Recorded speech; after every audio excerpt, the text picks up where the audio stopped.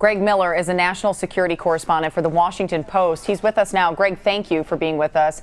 On the heels of Abdesalam's arrest and the Brussels bombings, there's now growing fears we've been talking about of more ISIS plots. How do American and Belgian authorities prevent more attacks now from unfolding? Well, in Belgium, today you see a continued crackdown. I mean, just to get on the subway in Brussels today, ordinary people are having to file through long lines and have everything searched by armed military officers just to get on the subway. But beyond that, I think that there's just a crush of resources that are being aimed at Europe right now in terms of surveillance with a lot of help from the United States, because one of the things we've learned over the past 6 months is that some of these European security services just aren't up to the job.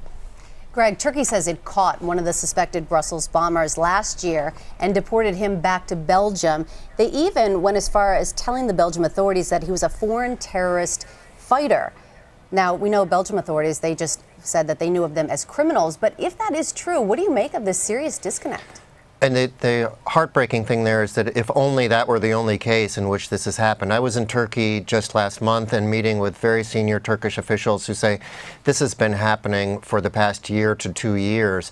They are essentially in Turkey functioning sort of like paddles on a pinball machine, just batting these militants back into Europe, and then they just cycle back down and find another way to get back into Turkey to try to get to Syria. This has happened hundreds and hundreds of times.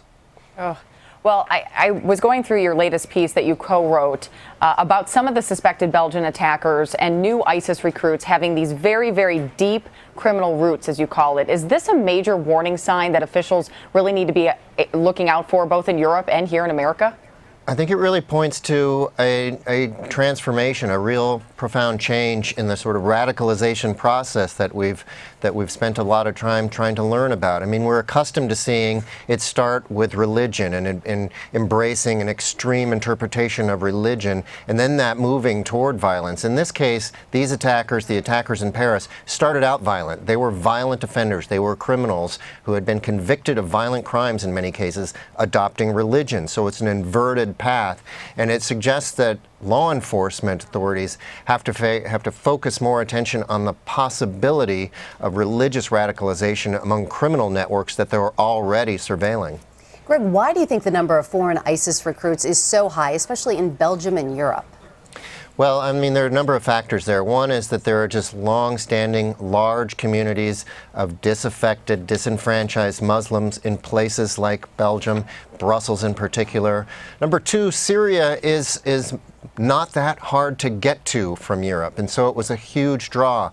I mean, 20 years ago, it was much harder for wannabe fighters to try to get all the way to Afghanistan or all the way to Pakistan. Syria is not that far. And then, as we said a few minutes ago, these security services are just way behind the curve. I mean, they are functioning in some ways almost like a pre-9/11 mindset in terms of relating it to the American experience. They've yet to go through the changes, the fundamental changes that American security services and American intelligence agencies faced after the September 11 attacks. Greg Miller, thanks so much for being with us. We appreciate it. Thank you.